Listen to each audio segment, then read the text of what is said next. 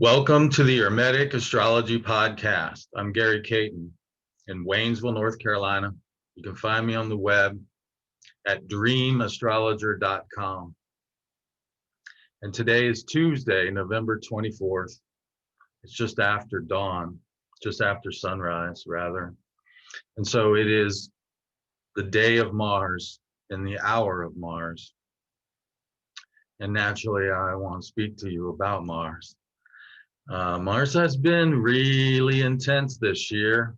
Mars has been in Aries for quite a while, and at one point, when Mars was really bright and really close to the Earth, it literally looked like folks was living on Mars out west in Oregon and California, particularly. You know, the skies would turn red because of all the smoke and everything, and so. I've actually been holding off on. I thought about doing a Mars podcast a while ago to introduce the retrograde, and I was like, you know what? I'm gonna let Mars be. And so it feels like time now, though. Mars is still very bright, but it's moving back out away from the Earth a little bit, and I've been talking to him. And he says that it's time for me to tell y'all some stuff. And so I'm going to make up for lost time here today. It's been a while since I've done a podcast, but I'm going to hit y'all with a veritable gold mine of Mars information and also information on magic in general. And so sit down, get some popcorn. This is probably one you're going to want to listen to several times. So don't worry, you know, if you have to stop and go back or come back and several times to integrate, it's all good. But yeah, there's to sort of give the tease in the intro. There's a really potent magical window for Mars coming up in December for about 5 weeks, where we can really begin to propitiate and integrate the Mars energies, hopefully in a less destructive form, as we have seen them play out earlier in the year, and in a more integrated and constructive form. That's going to be the goal of me sharing with you. And so without further ado, let's get going here. I'm going to open up by just talking about Mars in general. Always a good idea. We're not going to spend a whole lot of time on this because you can get, you know, general stuff almost anywhere. But, you know, it's always a good idea to start at the beginning. So what I'm showing you here is the premium report that I'm going to send out to my premium members later today. And each month I send out several opportunities for magically invoking or magically working with the planets, also the decans, fixed stars, and constellations. So there's 4 kinds of magic every month that comes out in this report, somewhere around 20 pages worth of info. It keeps getting bigger and better, of course, as I keep working on it. And this month, this is the first time we've been doing these magic reports for more than a year. And this is the first time in that time that we're working with Mars, because Mars is known as a malefic planet. And that is, it can F you up. It can F things up. And so, you know, caution is advised for sure. And I have been waiting for the right time to talk about Mars, and it seems like that time is here.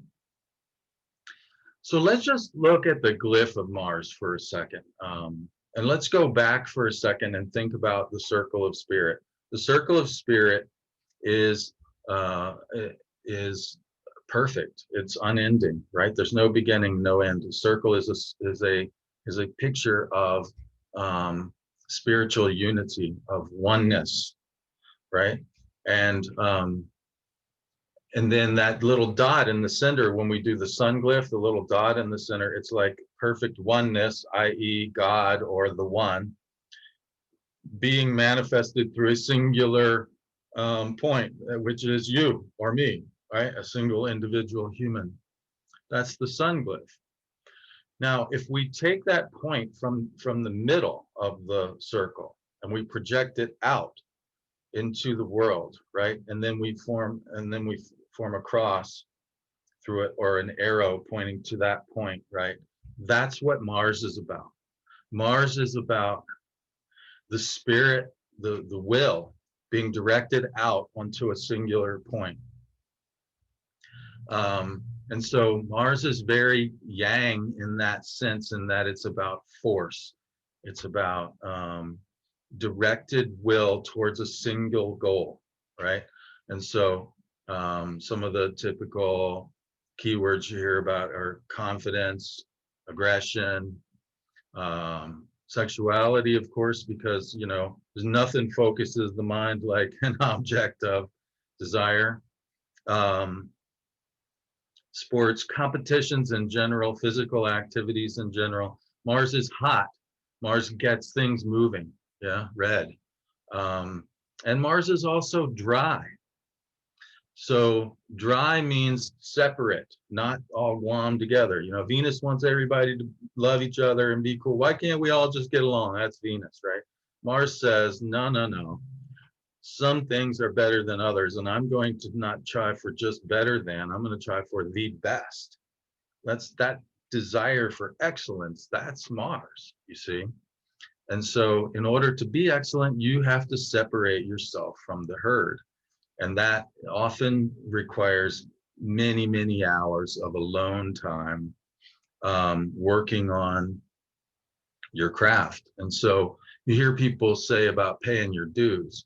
When you've paid your dues, you've entered the realm of Saturn, because Saturn requires time and repetition, right? But the act of paying the dues, each singular act of paying those dues, that's Mars, okay? Because you're separating yourself out. You're putting aside pleasurable activities to work towards a goal. That is Mars, all right? And so you'll notice, so far, I mean, we have talked about aggression, but so far we haven't necessarily talked about anything destructive. The destructive side of Mars is an imbalanced Mars. This rage, anger is an appropriate response to a violation of boundaries or to a frustration of unfair boundaries being imposed, right? So Mars, and the relationship between Mars and Saturn is also in the sense that Mars defends boundaries or breaks through boundaries, right? In order to be the best, you got to get past mediocre and good and excellent and just like get to the top. And that's, you've broken through a lot of barriers there. We hear people talk about, you know, breaking barriers. That's Mars. But the destructive side of Mars comes generally from either, you know, anger and ultimately long-term anger that's not dealt with in a healthy form becomes rage. So for instance, if you oppress a group of people for 400 years, you're going to have some rage, justifiably so, you know, and that's where the destructive side of Mars comes from. If we can manage to deal with anger and deal with the boundary violations in the moment that they're happening and address them and move on, we don't generally see that problem with Mars, right? So Mars becomes destructive when it is suppressed or delayed and so forth.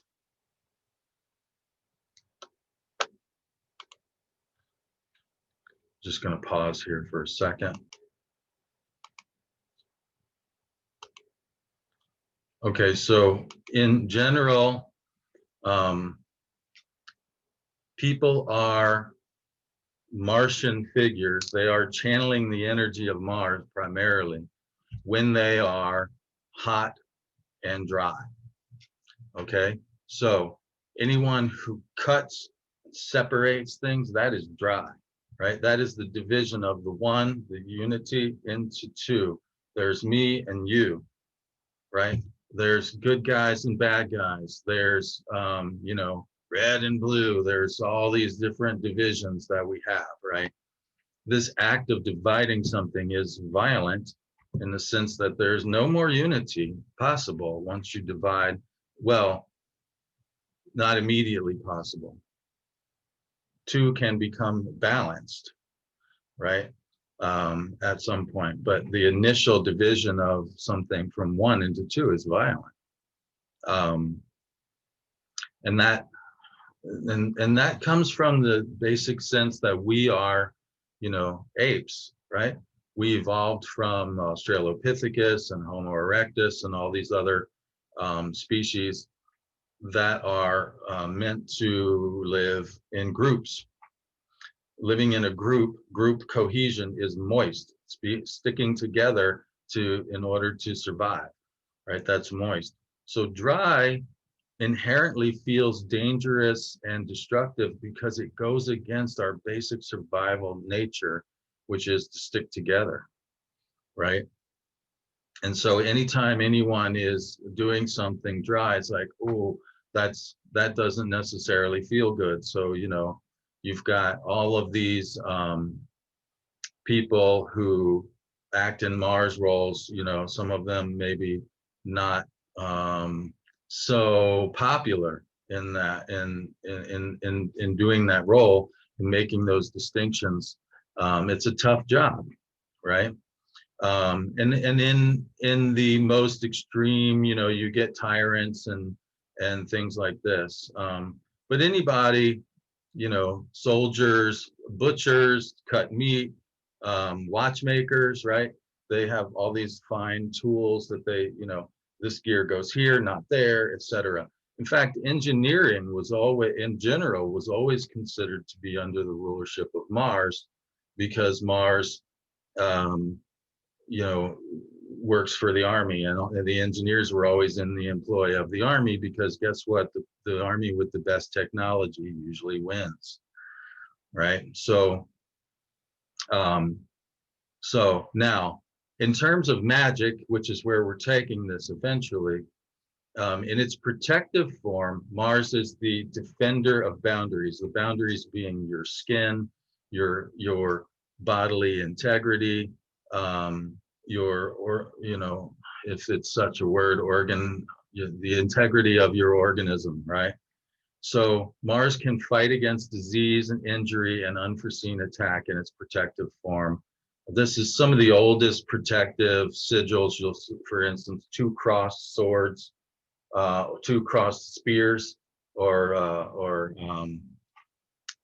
hatchets, or whatever implements of war. When you see two of those crossed, this is a protective sigil, right? It's protecting against unforeseen attack by an enemy. In its outward manifestation, Mars are those who have boldness, courage, and prevail in contests. So these are the things that we can, and of course, this brings up some ethical things that we're going to talk about later. If you are desiring to prevail in a contest, that means someone else is going to lose, and not everybody gets a trophy all the time in real life. So you can argue about whether or not that's that is an act of violence. It's necessary in life, right? And so this is the interesting thing about Mars, is that, as I said, because of its dry nature, it can be very touchy and difficult in terms of ethics. And so we're going to talk about that a good bit more in detail.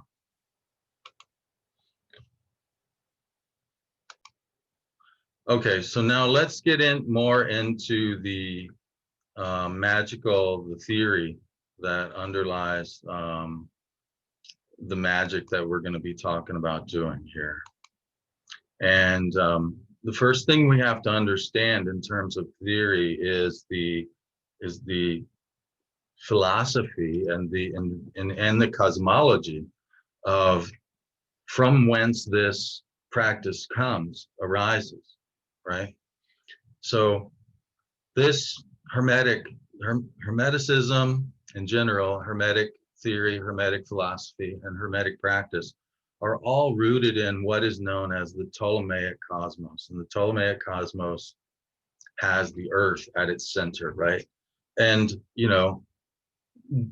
regardless of scientific advances, that show the earth is not at the center of our solar system, it could be argued whether or not there is any center. And I think that is in fact the source of most modern malaise.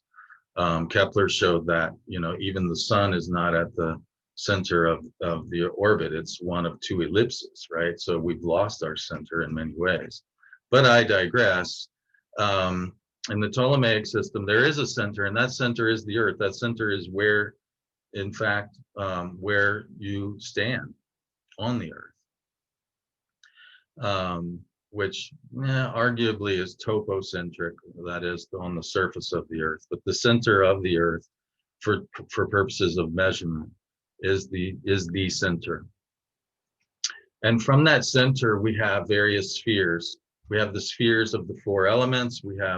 Everybody knows, even children know that if you throw a rock in water, it sinks, right? So earth is the densest of the four elements. Water is next. And then you have the two elements, air and fire, that are symbolized by upward pointing triangles. And so you can see these spheres outside of the earth here, the four elemental spheres. Fire being the least dense, it rises the highest. And then you have the spheres of the planets, the 7 planets in order of their speed, which is known as the Chaldean order, right? So we have the sphere of the moon, then Mercury, Venus, Sun, Mars, Jupiter, Saturn. So Saturn is literally in the 7th heaven. It's sort of the final step on the ladder out of here. Now, in terms of coming in, assuming, as Hermetic philosophy does, that we come from God, and that is, we come from the realms of the stars, in fact, beyond the stars, then as we're coming in, we have the sphere of the one, which people call the prime mover, the great architect, various words for that, which is really an intermediary between God is ineffable, unknowable, really. So the prime mover is that unity of which we're capable of comprehending. And then you have the sphere of the fixed stars. And then you have the spheres of the planets. So coming from the one, coming in, we have the one, we have number 2 is the sphere of fixed stars. Saturn is the 3rd sphere in from the one. Jupiter is the 4th sphere in from the one. Mars is the 5th sphere in from the one. So Mars is associated with the hexagon and heptagon, magically speaking.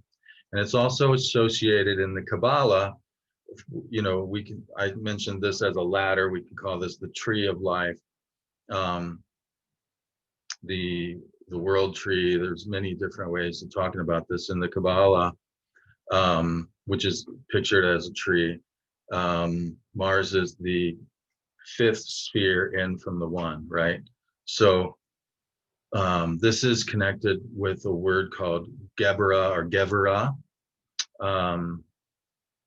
And essentially it's sort of like the opposite of, notice how Mars and Jupiter are on opposite sides of the tree. It's the opposite of Jupiter. So if Jupiter is known as Chesed, which is in sort of Buddhist terms, it would be, loving kindness, right? If Jupiter is loving kindness, Gevera is the absence or the withholding, the deliberate withholding of loving kindness. So here you see this dryness coming back in. Mars says, not going to extend kindness in this situation. Now, you'll notice that there's, in that description, there's no desire to hurt the other person. The withholding of kindness is not necessarily in and of itself a destructive act, but it's an act of discernment. It can be, anyways, of saying, no, I'm gonna vote with my feet here. It's a boycott, essentially. I'm not going to give energy to that thing. And so, it's sort of like this. So Mars can be done in a very peaceful way, right? We see this with the movements of Gandhi and Martin Luther King, simply saying, peaceful, not, nonviolent protest is still Mars, because you're saying, no, I will not participate in a system that has been unjust for 400 years. I'm not going to participate. That's still a Martian act, because it's dry. You see, saying, no, I'm not going to give energy to that. All right. So, and then now what's really interesting here is that the next sphere in is number 6, is the sun, it's Tifereth. And my understanding of Tifereth is that Tifereth comes from a balance of Gevurah and Chesed. It's a balance of knowing when to be compassionate and give loving kindness and when not to. And when those two things are in balance, you get true authority and leadership, the sun. So that's very interesting. It reminds you of the way politics is supposed to work. For instance, you're supposed to have balance between two opposing ideas, right? Unfortunately, we don't see a lot of that anymore. And that's a whole nother topic that I'm not even going to get into, but it is interesting that it sort of mirrors the ideal form of the way we think things are supposed to work politically. And indeed, once upon a time, and maybe again will.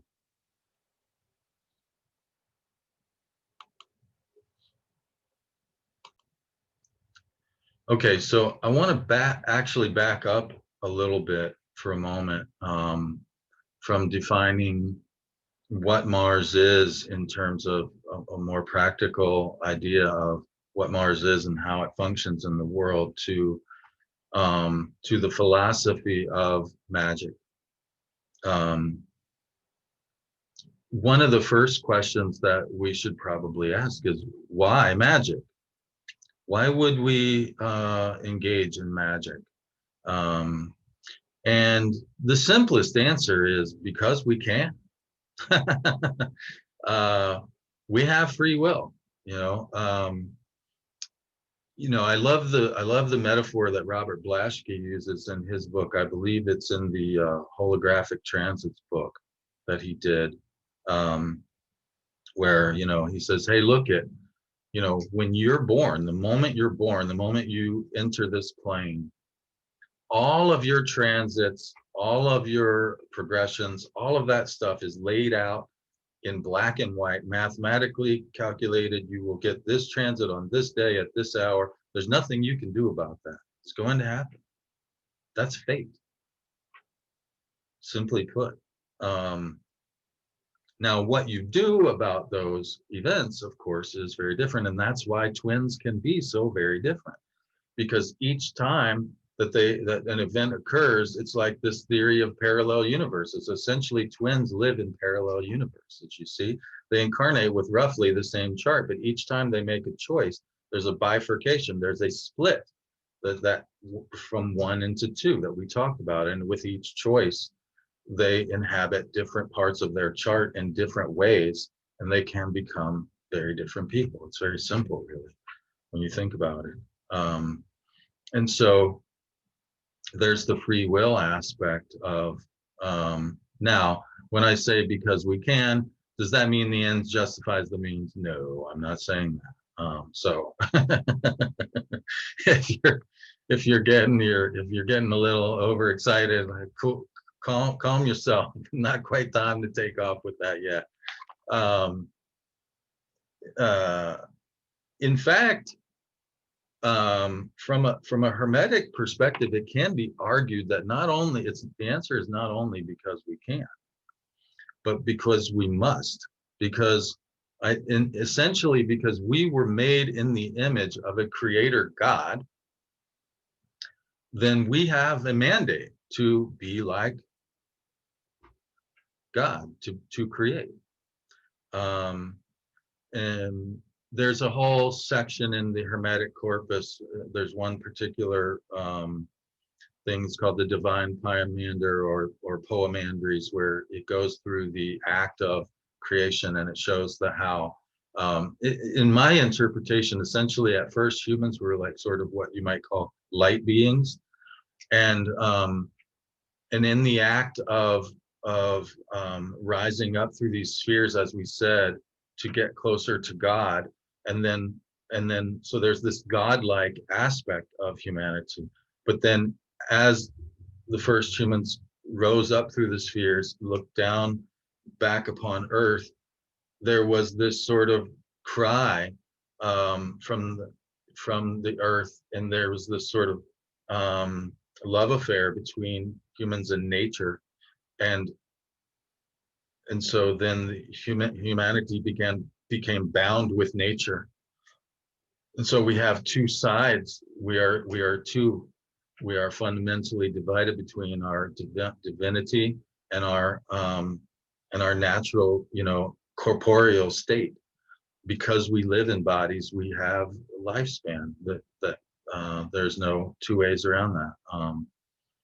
And this can be more or less depending on not only choices we make, but genetics and so on and so forth, cultural constraints, etc., etc. So we have, so we are divine in our spirit, not just our mind. Spirit is not just mind, but it's sort of like our higher self, if you will. But we're still bound by fate and necessity because we live in bodies, because we are part of the natural world. And yet so the divine part of us is sort of has this mandate to create, and creating is magic. Simple as that. And so magic is essentially an act of creation, an act of engaging the spiritual will in the world.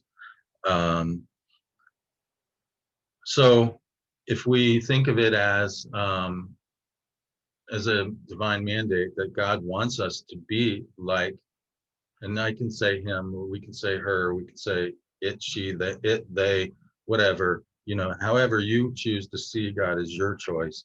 I don't want to impose any, kind of restrictions on that.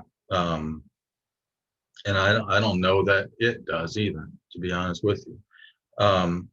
But we get into, so not only because we can, but because we must. And but now still there are ethical considerations here.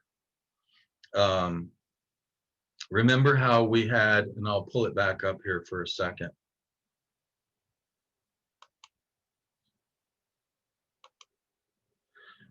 You notice how there's a center column on the tree of life, and there's a right hand column and a left hand column, right? Well, this is part of why people talk about right hand path and left hand path, right? You notice that the benefics are on one side, right? Jupiter and Venus, and the malefics, Mars and Saturn, are on the other side, right? And so now, if we want to be really literal about it, there's also a middle path. And so in the very simplest terms, the middle path would be knowledge of magic, which is what we've done so far. I've been sharing with you knowledge of magic. You can know all about it. You can appreciate the beauty of the philosophy. Tifereth means beauty, by the way. You can appreciate the beauty of the philosophy without actually engaging in it. That's the middle path. You can also engage in it in ways that is, like Jupiter, loving kindness, like trying to help people, right? That's basically what most people think of as white magic. Um, but anytime you go the other way and you're trying to, for instance, if you're trying to use magic to get rich, does that mean that you're hurting someone else? I don't know. It could be. There's obviously ways to get rich that help everybody, and that would be maybe more like Tifereth, like a balance between the two or something. But the idea that the left-hand path, is different from the right-hand path brings up the question of ethics. And I'm simplifying it greatly here, obviously, and this is a very, very complex subject, and I wish I could, maybe I'll do an entire podcast to give it justice. But the point is that we must understand that there are ethics, and so yes, we do magic because we can, and indeed, from a Hermetic philosophy, because we must, because that's what we're here to do. We're here to create. But there is a difference between helping someone and hurting someone. Let's be real, okay? And for me, I choose only to engage magic to help people. Now, this brings up the idea of, in law, for instance, if someone's trying to hurt you, you have a right to self-defense. So, even though you might end up hurting someone, they're trying to hurt you, hey, sorry, not sorry, right? And that's essentially what Gevra comes out to. It's kind of that sorry, not sorry thing. Like, hey, I did what I had to do. And so, but doing what you have to do in terms of self-defense is still very different from actively saying, I'm going to get you, that's a whole different thing. And so, and generally most people, understand that once you go down, and the thing is that you have to be very careful, because you can justify, the I'm going to get you, if you can back up off of that and say, well, so and so is trying to hurt someone who's a friend of mine, and so if I hurt them, I'm really just defending my friend, and yada yada yada. You can make all kinds of justifications, but it's a slippery slope. Once you go down that path and you justify it once, it's easier to justify it a second time. It's easier still to justify it the third time, and the next thing you know, you're just doing it because you can.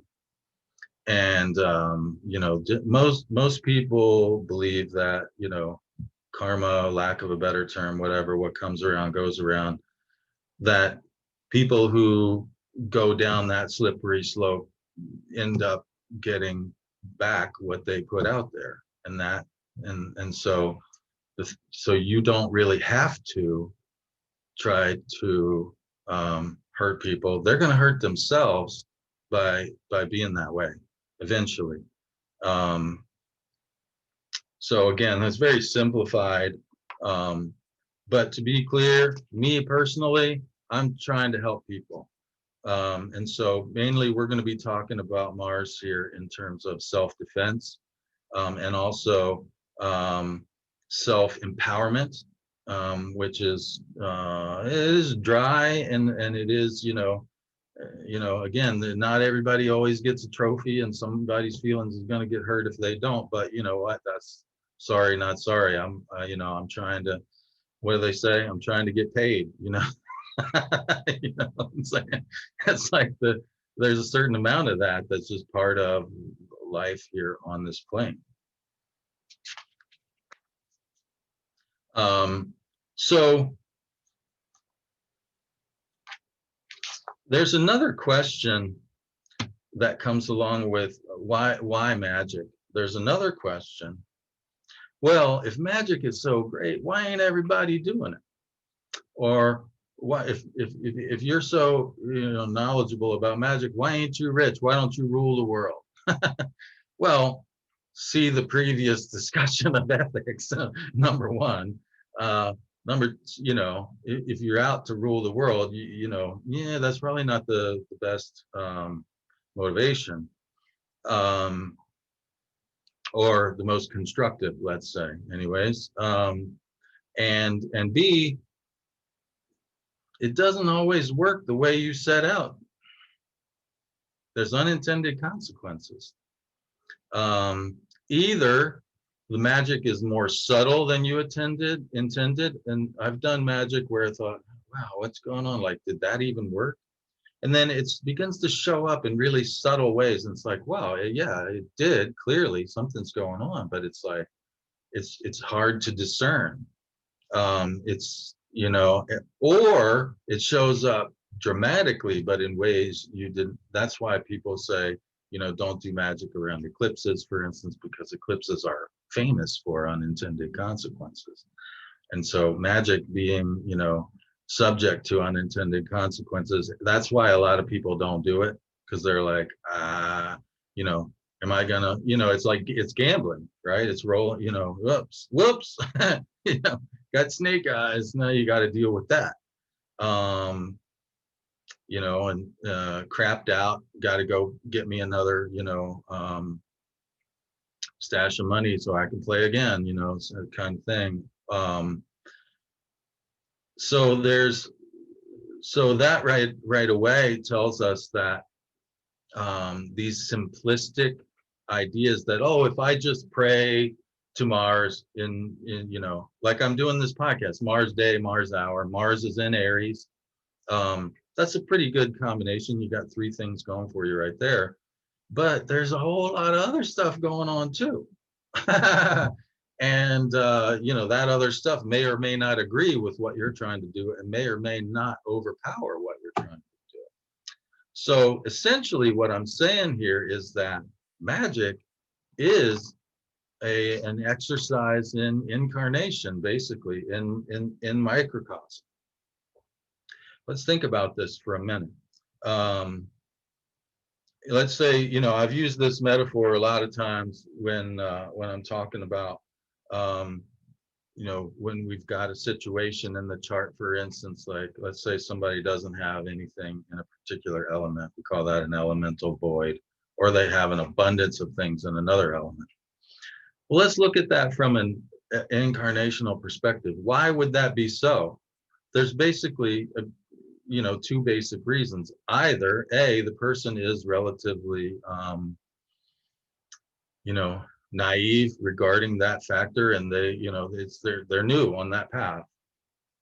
Or B, they've done it to death, and everybody's getting in line for to come to the earth plane. You get in the line for that particular thing, and they say, honey, you done used up all your credits. You got to go to another line. There's no more for you here. You've done it. Go find another way to be. You see, so the same condition could be explained in two very different ways. And it's kind of like that with these magical what we call electional astrology. We're electing a moment to bring energy in to try to create something, right? That's incarnation. Now, we might come and say, wow, I really want to do Jupiter this time, so I'm going to get my Jupiter all set up real good. Now, the thing is, and here's the thing that I love, that I think it was Robert Hand said in my buddy Kelly Lee Phipps's documentary. He said something to the point of, scientists want to act as if every moment's the same, right? Like you can repeat an experiment and get the same results over and over again. That's fundamentally not true from an astrological perspective. No moment is the same. There's never, there's so many factors. How could you possibly repeat? So, you might get your Jupiter all set up. I'm coming in, I'm going to have a Jupiter life. Well, whoops, there's this other stuff going on, and now you've got to deal with that. And essentially, you get the whole chart. That's the way it goes. You can try to focus on one thing, and sometimes that works. Other times, not like you had hoped. There's unintended consequences. And it might take a lifetime or the better part of the lifetime to integrate those other things into the main thing you came here for, and to begin to learn to to constructively inhabit that whole chart. You see? So essentially, when we're doing magic, then if that's true, if we assume that's true, then the more factors we use in our elections, the more things that we can manage to control, the less unintended consequences we have, and the less necessary it's going to be to integrate those other factors in order to do the thing we set out to do, you see? So it's not as simple as people would like it to be, essentially, just like life. It's a microcosm. Being a person is not simple, it's very complex. And the same way with magic. And so that's why everybody ain't doing it. And in fact, everybody ain't here. You know, there's there's a famous line in the where Achilles says, let me tell you something. The gods envy us. We're here. We're the ones doing this stuff. And I think there's an element of truth to that. I wouldn't go so far as to say the gods envy us, but I would say that there's a certain sort of separateness to being here and to walking this path that has its own power. Okay, and the other thing that this means, if we assume that you get the whole chart when you create something, whether that be a lifetime or a talisman, then because assuming that you came here for a reason, right? That there's meaning and purpose to incarnating. No act of magic is going to go too much in contrast to that original purpose that you came here for. In other words, no transit is going to give you anything that's not already in your natal chart. It's not going to show up. Not much, not a whole lot of that thing anyways. It might give you a temporary, thing. But the most powerful transits are those which magnify, reinforce that which is already in the natal chart. Okay? And therefore, the same thing is true with magic. If you came in, now that doesn't mean that if you came in and you grew up poor, you can't be rich. Lots of people do it. But that's, because the signature for those two things can often show up as the same as, it's like, for instance, Saturn can be the beggar and the aristocrat. It depends on, how that's being manifested. And ideally, magic should be rooted in the nativity to be more for maximum effect. Now, a lot of people have very specific ideas about what that looks like. I don't know that anybody knows exactly what that looks like, but if you have elements of the election chart lining up with the natal chart, it's going to work better. That's definitely true. Now, what exactly that looks like, I don't think anybody knows exactly what that looks like. Some people say, well, you have to have the ascendant, being that badly, and there's all these rules and stuff. Okay, maybe. Let's, I don't know that there's any rules anyways. There may, even if we establish that rule as being effective, it's only effective most of the time. So it's basically a guideline, you see. Now we're getting into the really juicy part of this. So there's levels also of the kind of magic that we can and want to engage with. The first level of magic is just prayer. Sometimes they're called petitions. We can petition the gods for various things. Now, prayer is absolutely an act of magic. You're asking for divine intervention on, that's about as magical as it gets. And a lot of people, underestimate the power of prayer. At the same time, um, there's the kind of prayers that are just everyday prayers, and there's the kind of prayers that are like really intense. For instance, I wrote an essay on the German monk Martin Luther, um, for the British Journal, to illustrate the concepts of my book, The Mercury Elemental Year. And one episode in Luther's life that's really important is that he was traveling from I think from his home to a new monastery, or from the monastery he'd been at to another one, but he was on the road alone, dry, separate, right? He was, so there's this sort of edgy situation going on already, and there's this great storm that comes along, and he's in fear for his life. And in that moment, of course, he's fallen on his knees and he's praying to God, spare me from this storm. And in that moment, he realized something that was the key realization for the rest of his life. You might say for his entire life, that everything up to that point had been leading to this realization, and everything beyond that point was a result of this realization. And the realization was this: you can't earn that. If God decides to answer your prayer, it ain't because you did anything right or wrong.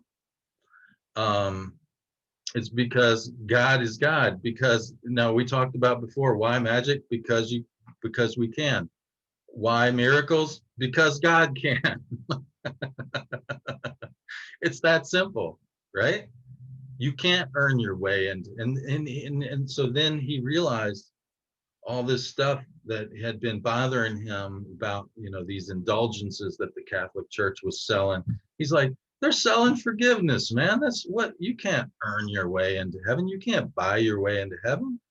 Only through God's grace can you be saved. You see? So this was a particularly powerful prayer. And if so already, like I said, you can do magic anytime there's a limited number of factors. It's the planetary day and hour, for instance, right? So there's 7 days of the week. Each day of the week goes with a particular planet. The first hour of that day vibes with that planet also. So sunrise on the day of that planet, always a magical time. You could do prayers to Mars every Tuesday at dawn, and they're going to be a little more powerful than just if you just randomly picked any time during the day.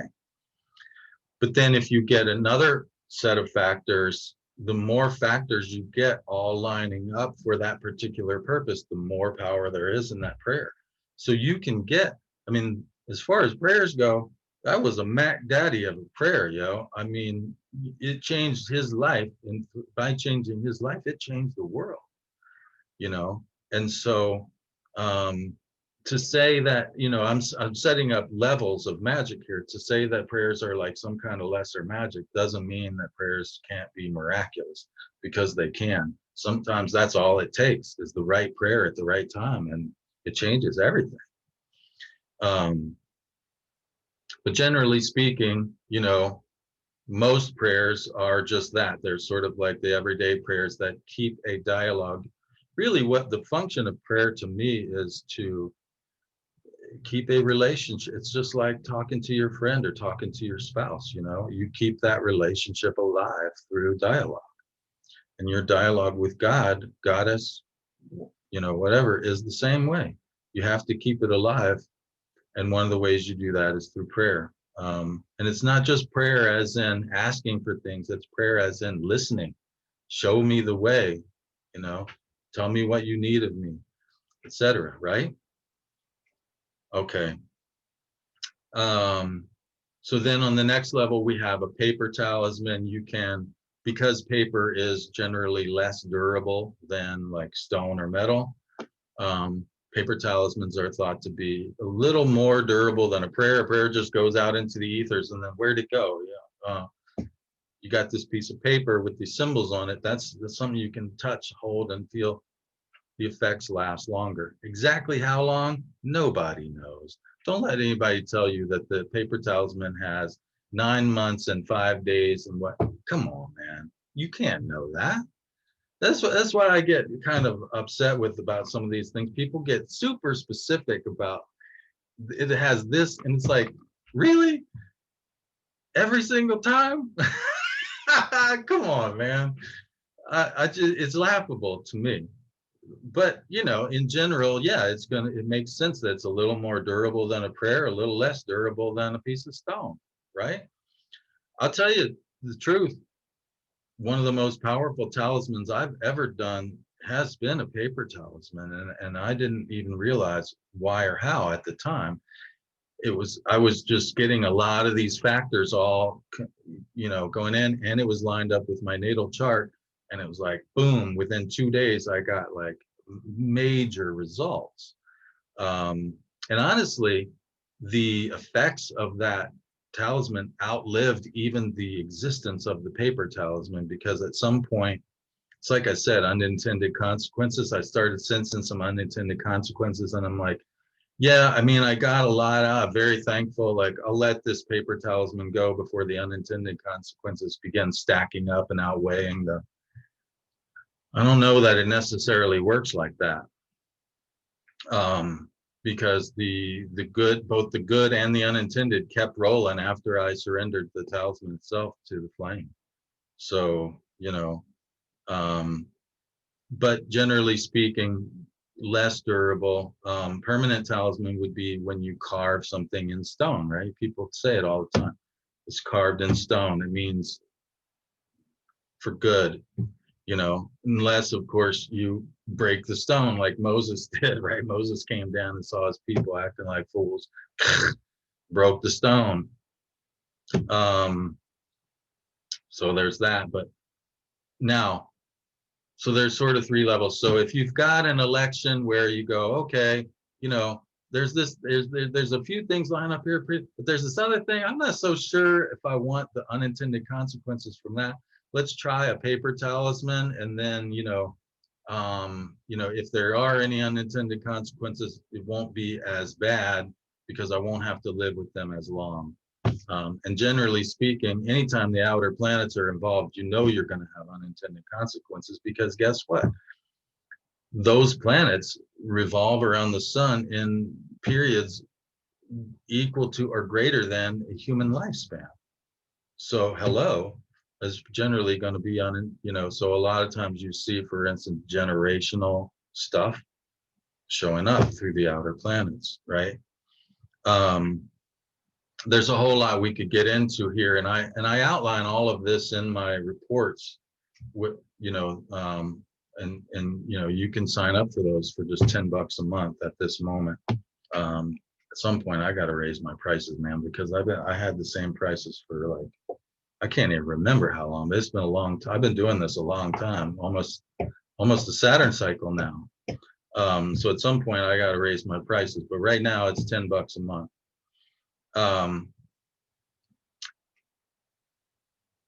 In any event, I think we kind of leapfrogged really the first level.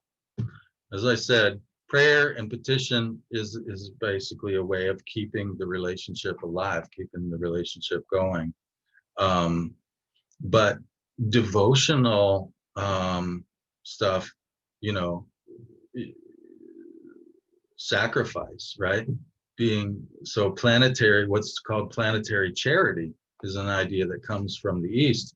They have a lot more that, Jyotish is a lot more, they have a lot more sort of, for lack of a better term, tools at their disposal for mitigating the effects of difficult placements in the natal chart. And one of them is the idea of planetary charity. In other words, and this is particularly true, I think planetary charity is particularly true when you're dealing with a malefic planet. There's unintended consequences, and those are going to be tough to deal with.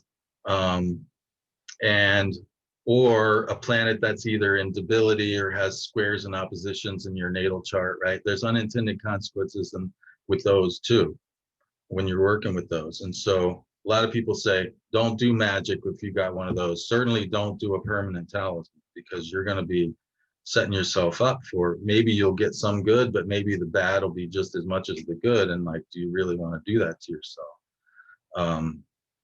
So there's an idea that, hey, if you develop a good relationship with the planet first, you can ameliorate some of the karma that gave you that tough natal relationship, and then maybe you can start working with the planet at another level, right?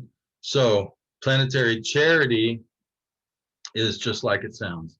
You basically, you engage, well, first you take a vow, and you do this at a magical time, and you set up a contract with the deity.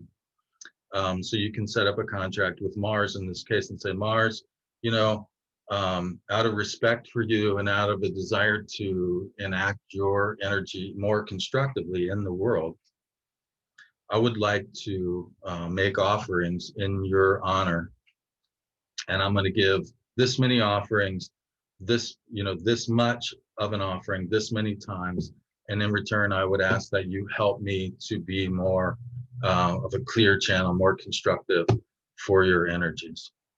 Okay, pretty simple concept. And really, this should probably be a number one anytime you're working with magic. Really, if we're respectful, I mean, we're talking about gods. Are you going to ask, for instance, do you go and ask a powerful person for their help without giving them a gift? Most of the time, right? Even if that gift is just your respect of showing up on time, et cetera, et cetera.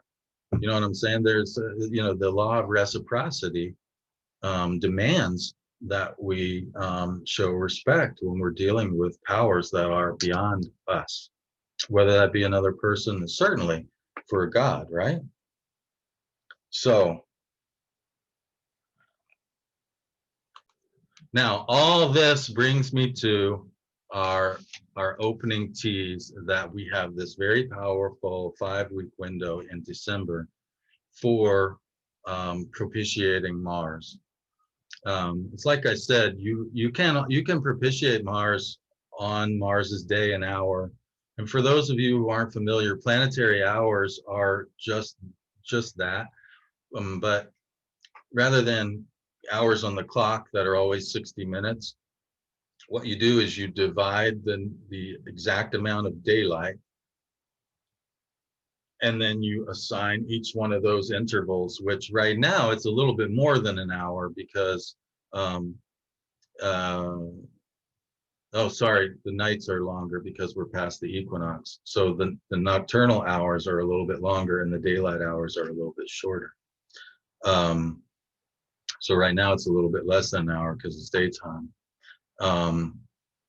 But you divide those up and they get assigned to the planets, like I said, the first hour of the day at sunrise is Mars, and then we go through the planets, and then we come back around to Mars, generally somewhere around 2-ish in the afternoon, 2 o'clock in the afternoon, you get back around to the planet of the day.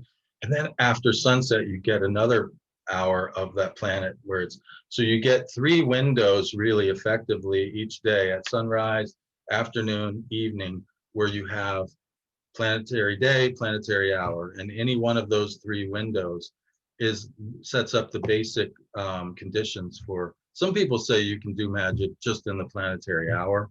In fact, for some reason, it seems like the planetary hour was considered more important than the planetary day. They would, if you have the planetary hour, that's a must-have. Planetary day is kind of a bonus. I'm not sure why that is. But to me, I like to have both. And so, that's why sunrise is such a potent time. It's the day and hour of that planet, and so, and then if you get, and then if you get the planet also that's rising at the ascendant, right? The planet is just coming into visibility or the planet is culminating at the midheaven. That would be another factor. And if you get all three of those things happening at the same time, wow, you've got three powerful factors coming together. And then if you get where the planet is in one of its essential dignities, meaning it's in a sign that it rules, or it's in a sign that it has exaltation in, or triplicity dignity, or bounds dignity, or face decan dignity. So if you get those four factors coming together, right, you start to see, oh, we're getting more and more of the stuff we're after, and therefore less unintended consequences. More power for the stuff we're after. And that's what's coming up, is that in the month of December, on Tuesdays in the evening hour of Mars will be culminating. Mars will be in Aries, so it'll be in a sign that he rules. Mars will be at the midheaven, and it'll be Mars day and Mars hour. So there'll be four things coming together. And there's yet another factor that might be more powerful than all of these that kicks this thing off, that I'm going to tell you about here. But basically, that's what's going on, is that, and interestingly, there's 5 weeks where Mars is near the midheaven at the 1st and the 5th week. At the, it's right at it's near the hour, and so Mars is just shy of the midheaven in week 1 and week 5, but close enough. In weeks 2, 3, and 4, Mars is on the midheaven in the hour. So you have an exact alignment, and for 3 weeks, and then you have a close one beginning and ending this 5 weeks. So it's a wonderful time, and it's the season of giving. So people aren't going to think you're weird for giving them stuff. Right? And isn't that a shame, right? If so you go back to in the beginning where we said, all those things, like, for instance, planetary charity. I mean, what more deserving charity could you give than to our veterans, right? These people go over and risk their lives for our safety, and they come back, and oftentimes they suffer from PTSD and stuff. There's an epidemic of suicides amongst our veterans, and I think it's a damn shame that we ask so much of these people and give them so little when they come home. I know for sure that has affected my personal destiny tremendously. My grandfather went to World War II, and when he came home, he was not equipped for this world anymore. And that came down to my father, and me and my brothers are still feeling the effects of that. So, if you ask me, that would be the ultimate charity. But anybody who is, you could, for instance, give somebody who's in active duty, give them some red wine and some red meat, or a red hat, anything red, right? This kind of thing. But remember, the numbers for Mars is 5. So 5 and 25 are the multiples for Mars. So you can make a vow with Mars. I'm going to give $5 or $25 5 times, or I'm gonna, or you can, something like that, 5 and 25, any multiples of that. And so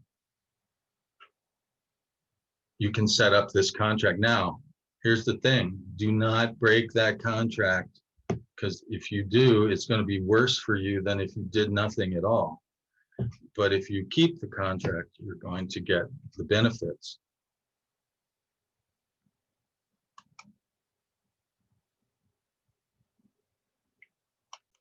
Oh, I wanted to give you the rest of Mars numbers real quick before we move on. So I'm going to show you another page from the December magical report here. So this is the magical square of Mars. It is 5 by 5, which means there's 25 cells total. and then the numbers are arranged so that if you go in any direction, up, down, or across or diagonal, they all add up to the same number, and that is 65. And the grand total of all the numbers is 325. So Mars's magical numbers are 5, 25, 65, and 325.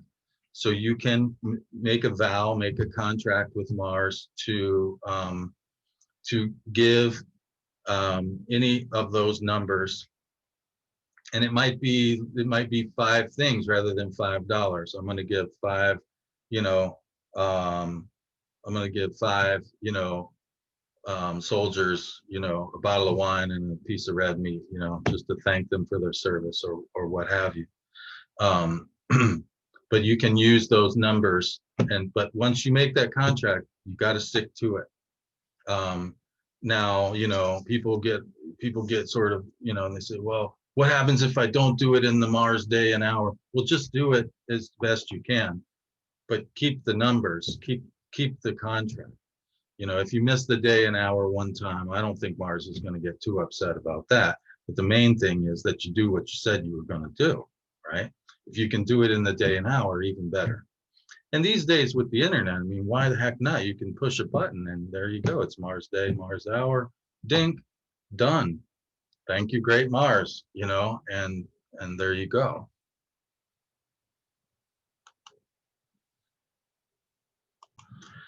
Now I'm going to show you a reason why beginning this planetary charity and making this contract with Mars on December 1st is particularly powerful. This is a really special time, and this is how I knew that it was the right time to talk with y'all about Mars, because the way this thing came together was really magical. I've been doing this work with understanding the astronomy of the planets, and you can see in my other videos where I talk about these loops that planets make. And I've been doing this for years and trying to piece together a theory that works. And I got to tell you, the events of this year have proven that this theory works, to me, beyond a doubt. Because every time that planets have crossed the ecliptic, well, you had 3 planets cross the ecliptic going down, and each time that was a big wave of coronavirus. And then now we have Mercury and Mars crossing up. And there's another wave, but there's also potentially more positive developments. So this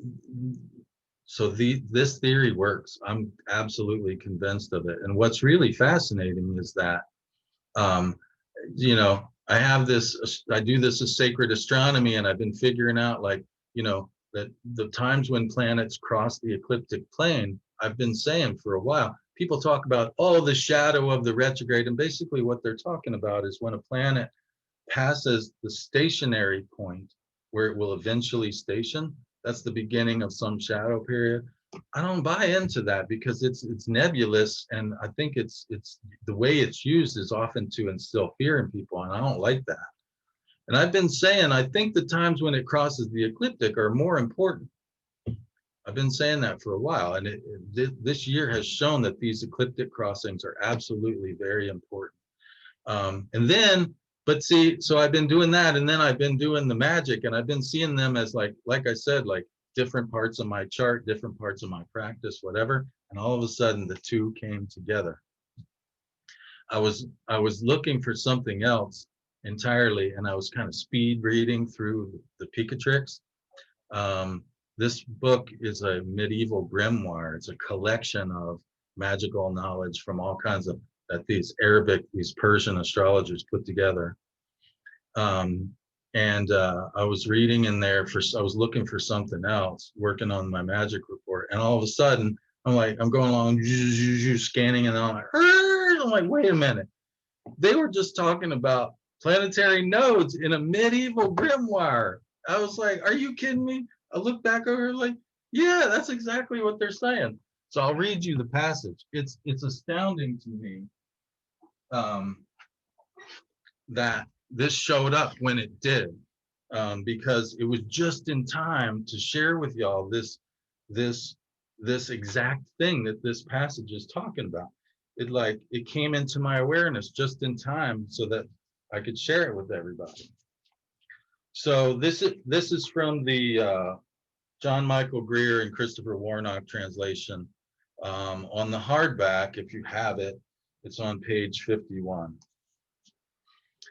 It's book 3, chapter 5, if you have another version. Okay, and they're talking about basically they're talking about how and why magic works, and sort of the and then they start getting into more specifics. And one of the specifics that they talk about, they say, now the whole foundation of these operations is in observing the motions of the planets and constellations. It's all based on astronomy, astrology. Thus, the ancient Greek sages were accustomed to observe a planet, watching until it was in its proper, and I'm going to murder this word, sorry, but sorry and really sorry, but I don't know, Guzahar, Gezahar, Geuzahar. Zahar is the easy part. Guzahar, Gezahar, something like that. And there's a footnote here. It says a transliteration of the Arabic astrological term, I would say astronomical, but also astrological, Jauzahir, or planetary node, the points at which the planet's apparent paths seen from Earth intersect the ecliptic. I was like, man, I've been talking about this for 3 or 4 years now, since like 2017, giving lectures, giving talks, that these things are important. And here it is in the last place I would expect it. There it is. So they say the ancient Greek sages were accustomed to observing a planet, watching until it was in its proper Guzahar, that is, crossing the ecliptic plane. They placed it in the degree of the midheaven, burned an incense appropriate to the planet. For Mars, that would be like something hot, like, also herbs like nettle and thistle and stuff like that have thorns on them. All right, and then they burned an incense appropriate to the planet and made sacrifices with prayers likewise corresponding to that planet. So see, this is what I'm telling you about. They did planetary charity, and asked that whatever they willed, they would obtain. Okay, and so that's what's interesting, is that this is what happens. This is what's happening to kick off this 5 weeks of Mars culminating at the time when it's in its sign, in its day, in its hour. It's also going to be right on the ecliptic plane in the very first one of these, and I think that alone is probably more powerful than those 3 things combined in its sign, day, and hour. I think the 4th one is probably as powerful as all 3 of those combined. That's what I think. Because I've seen it to be very powerful in and of itself, They also said to work similarly with the planet when it was rising, and similarly accomplish what they willed. So you can do it also with the planet rising. But what's interesting about that, and I think it's basically because Aries is a sign of short ascension. That is, it rises faster because the ecliptic is rising more in a vertical way, so it comes across the ascendant more quickly. There's only 3 weeks where you'll get Mars rising in its hour, in its day and hour. In fact, you get those 2 that are kind of close. Mars is kind of close to the midheaven at the first one and the third one. It's only one where it's exactly on the ascendant in its day and its hour. So it makes sense to start with the midheaven. You can also do the rising And you can calculate these planetary hours. In fact, they have to be calculated for your location. That's why I'm not sharing with you, do it on this day at this time, because it has to be tuned to your location. So you can look up planetary hour calculator, right? Just Google that and you'll have what you need. But this Jowza here, I was so excited when I found out about this. And I have a friend who's on the Sufi path, and she told me that basically Zahir means arising from being previously hidden or being more manifest. And what's interesting about that is that that means there's, the translation said at one of its nodes. I'm gonna contradict that, because from what my friend said of the Arabic, Zahir meaning more manifest, that would specifically be the north node. And it would make sense with astrology theory in general that we work with the north node and we kind of avoid the south node. But because in the northern hemisphere, when a planet crosses its north node, that means it's in north latitude, it's more visible. It's visible longer. Here's an example. If Mars is conjunct the ascendant, right? The ecliptic plane is rising. If Mars is in south latitude, that means over here relative to the ecliptic. The degree of Mars could be rising, but Mars would actually be down here, not seen when it's in south latitude. If Mars is in north latitude, Mars will actually rise visibly before the degree of Mars reaches the ascendant. So it's visible longer when it's in north latitude. And so I think this passage is specifically talking about Mars crossing the ecliptic heading north at its north node. And that's what's happening on December 1st. And so this is really, really powerful time. I'm going to share a graphic with you to show you a little bit more about this. So hang on one second. Okay, so let me show you what this looks like astronomically. And I think this explains a lot of the way that this particular Mars passage through Aries has behaved. So you can see here in this map, this line going across the middle of the diagram, that is the ecliptic plane. Okay, that is, the ecliptic plane is the path of the Earth's orbit around the sun. Now we see that as the path of the sun through the zodiac, right? So visually, the sun is the ecliptic, but it's actually the Earth is the one moving, right? So the ecliptic is the Earth plane. And it makes sense that when a planet is exactly on the Earth plane, it's like injecting its energy directly into the Earth plane, right? That's powerful stuff. It's like getting a shot rather than taking a pill, right? If you're taking a pill, you have to digest that stuff. It has to go in your bloodstream. If you get a shot, that's a lot faster acting. It's a lot more powerful, So Mars has been below the ecliptic plane in south latitude all year long. Well, since February, which is interesting in and of itself, right? Mars crossed south, and Mars is the planet of, diseases and stuff like that, because they generally happen after wars, right? They're often, the dead, rotting bodies was the source of the disease.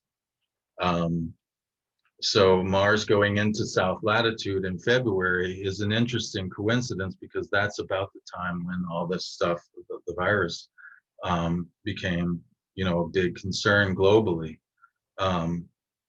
Mars has been in south latitude, and then it stops, and on a dime it goes retrograde. Now, while it's going retrograde, it's actually increasing in latitude. It's moving north. It's moving towards the ecliptic. It stops again, makes a quick turn, and then goes up across the ecliptic plane on December 1st. First time it's been north since February. So you see this crossing, this penetrating of the ecliptic plane. It's like this shot of Mars energy, but it's a more positive form of Mars energy than we've had all summer. And the other thing is, earlier in the year, Mars was either a morning star, which means it's like really active and more aggressive, because in the morning, you know, there's this yang energy of going out and starting the day. Now Mars is as the evening star, which in terms of classical astrology, Mars belongs to the nocturnal sect. Because why? Because it chills him out a bit. So Mars, so if we're talking about using a chart with Mars at the midheaven, which I'll show you that chart, let's see. So this is the chart that I'm using for December 1st. You know, in my location, it happens to be about 8:45 p.m., which is just a couple minutes before the Mars hour ends. And you can see the midheaven is not quite to Mars yet, but it's pretty close, pretty darn close there. And so I give myself a couple of minutes because I, you know, if I'm behind or whatever in my workings or whatever, you know, it gives me a little grace period. So 8:45 p.m. December 1st. Now that's for Waynesville. You need to calculate the time that Mars is on the midheaven and the planetary hours for your location, right? And there's links in the report with which to do that. I make it easy for my people. There's you know, I said you could Google, you know, planetary hour calculator. Well, there's a link to it right there in the report. But you see, the sun is down here, and it's a nocturnal chart. So right away, Mars is already less problematic because it's in a nocturnal chart, and it's part of the nocturnal team along with Venus and the moon. Okay, so Mars is in a nocturnal chart. It's evening star. One thing about the evening star is it chills it out also in the sense of like morning comes first, evening comes later. So classically, planets that were in their evening star apparition were said the effects were somewhat delayed.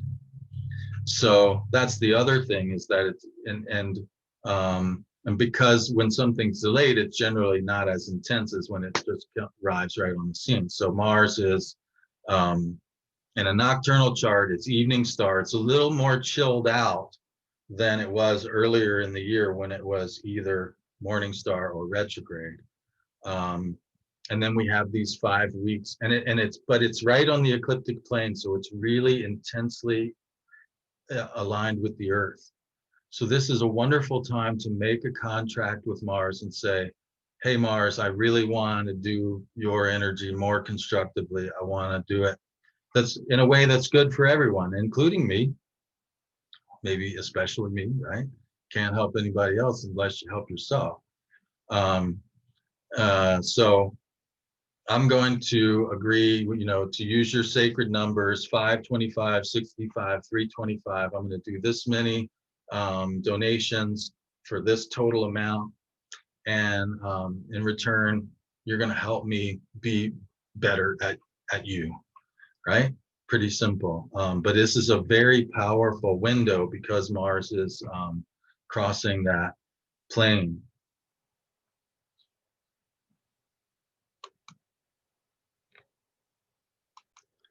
Oh, and I wanted to show you this other thing too. I wanted to show you the larger view so you could see what I was saying about Mars being all year long. So here's where Mars crossed the ecliptic going south, right around February 1st. Here's Mars directly on the ecliptic. And notice see how Venus is below the ecliptic? Look at the moon way down here. See, planets are rarely actually on the ecliptic. Most of the time they're either above or below the ecliptic plane. Jupiter and Saturn are pretty well on the ecliptic right now because they just crossed their south nodes in February also. So there was a powerful time where Mars and Saturn were crossing the ecliptic heading south, both malefics, when this pandemic hit. You can see here Mars crosses, and where is Mars crossing south? Right here in the stars of Ophiuchus, the serpent bearer, you know, and so this again speaks to questions of poison and toxicity, the place where Mars crossed. So then Mars is south all the rest of the year, getting further south. Now, south has to do with, as I said, it's less visible. Now, when things are not visible, we deal with them more subjectively. When things are more visible, we say we can point to it. There it is. You see it? It's objective. There's something we can point to, we can talk about, we can share an experience of something. When something's less visible, it's more subjective. And I think that's what's been going on this year is everybody thinks they know, and maybe in a subjective sense, they do know for them what's going on. But as far as objectively, a shared consensus reality, I don't know that we're there yet. I don't really think we know exactly what's going on just yet. And it won't be until Mars crosses the ecliptic plane, right? Mars getting further south, stops, and then comes back, and then after it stations direct, crosses the ecliptic plane into north latitude. And I think that's when we're going to begin to be able to more objectively see more and more what's actually going on and have some kind of shared objective reality about what's going on. And so that's one of the things that you can maybe get. I mean, remember, Mars is dry. Mars says, it's this, not that I'm after, right?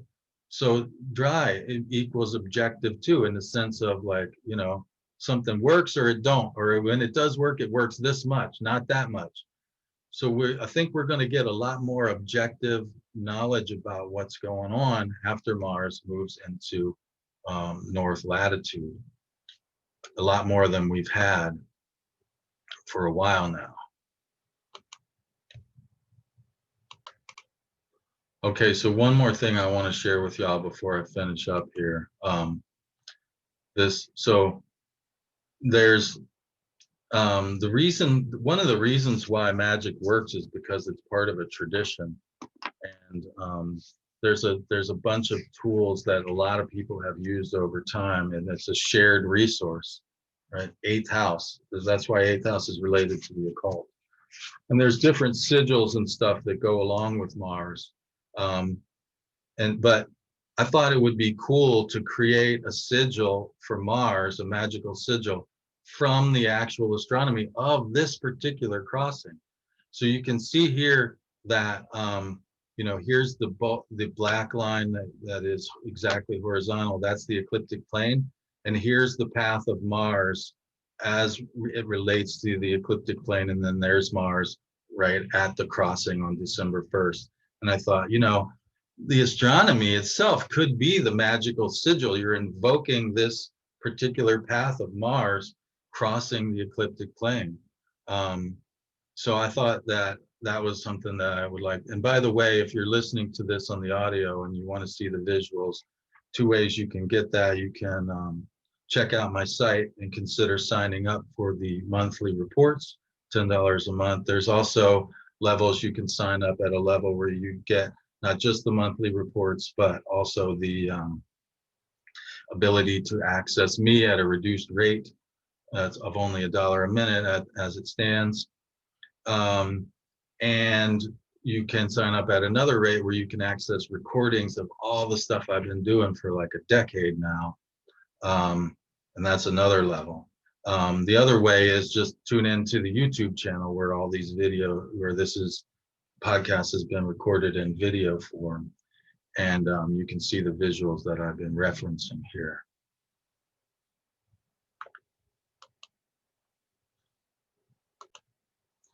Okay, well, I think we've gone well beyond Mars's hour here. The good news about that is we go into the sun, Tiferet. So it's not something that we necessarily are worried about on that level. And also, I think it's more about when we begin. If you begin the operation at the elected time, if you go over, I don't see any problem with that. You know, and being a Jupiter person by nature, that's pretty much always the case with me.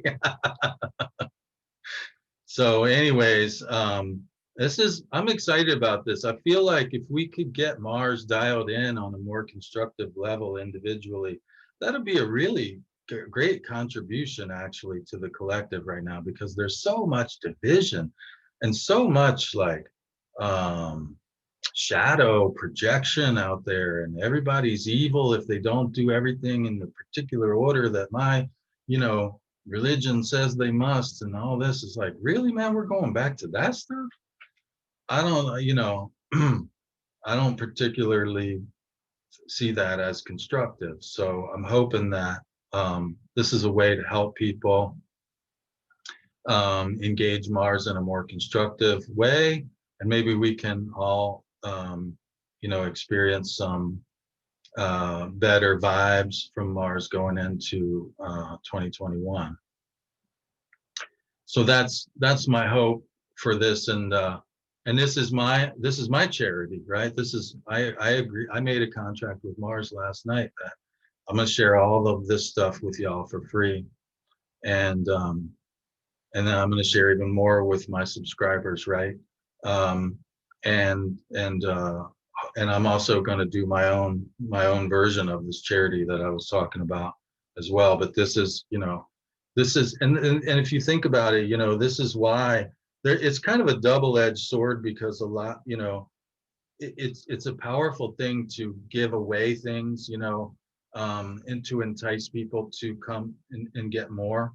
That's a powerful marketing tool that a lot of people use to great effect. But in the spiritual world, sometimes there's this expectation that, oh, you should just give me all of it for free, like almost as if we don't even have a right to make a living. And it's like, it gets carried a little too far, where astrologers aren't getting paid what they're worth.